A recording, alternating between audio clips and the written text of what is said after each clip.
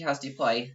Basically, it's kind of like a sock type thing with a weight in the end, and it spins around. But most people don't own play, so some alternatives are some plastic bags which you put juggling balls in, and you can spin those around. So just like, or plastic bags that just have some sort of weight in it. You can also use a sock or something and put weights in the end of that.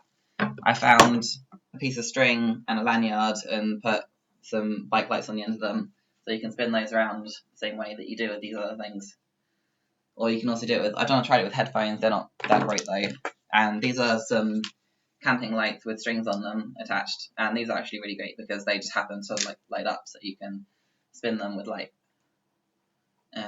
So if you want to try play, they're a circus trick, and it's quite fun.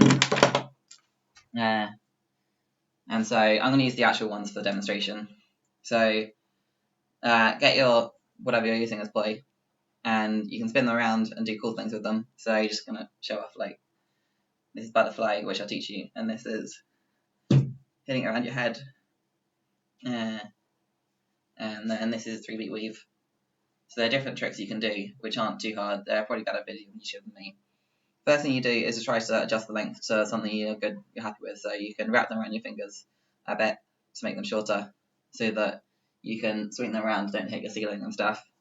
And this is something you can do while you're watching TV and stuff. So basic thing is try like making wheels with it. So you can make the wheels separate or in time. So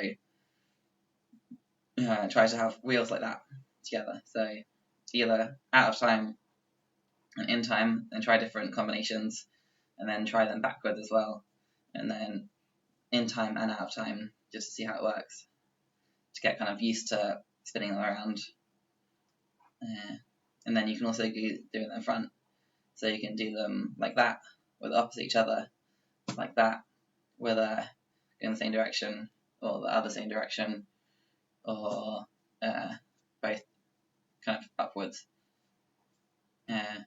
So tricks you can do with these are, if you have them like that, you can put them at a slight angle. So instead of being like completely in a wall, they're about 45 degrees or something, which makes this trick easier. So you can put them together. If you put one hand a little bit in front of the other, then they just kind of don't hit each other because they're just slightly out of phase, or like slightly not in the same place. So you kind of do that, and then you just bring them close together, and then you do that, which looks fairly cool. And it's not too difficult. Sometimes they do hit each other. For practice, I'd say try to make them not be in line with your testicles if you have them, because if they hit each other, they can grab each other and then come towards you, and it can hurt depending on when they hit you. So that's doing that, and then bringing them close together.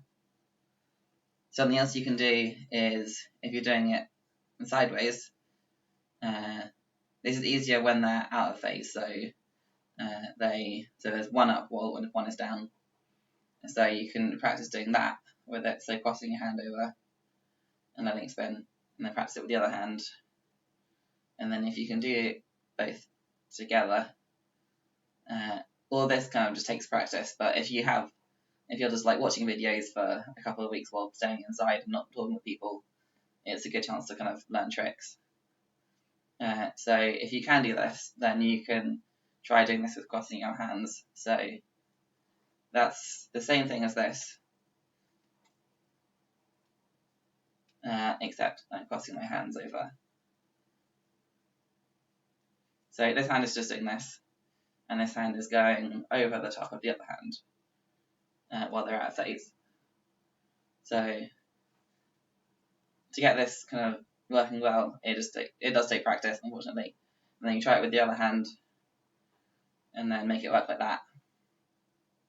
And if you practice this for a while, then you can try doing it with one hand out,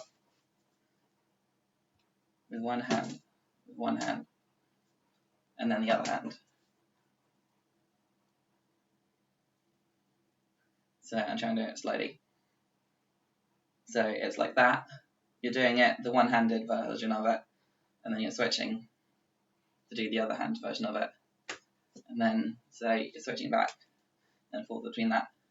And this does actually, it looks kind of hard, but once you can do it, it's like really instinctive, and trying to go back to this feels really hard, and doing this feels super easy.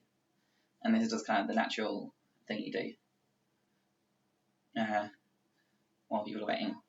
There are much better tricks and much kind of better tutorials online that go into more detail than I'm going in. But these are kind of basic things you can do to learn Poi.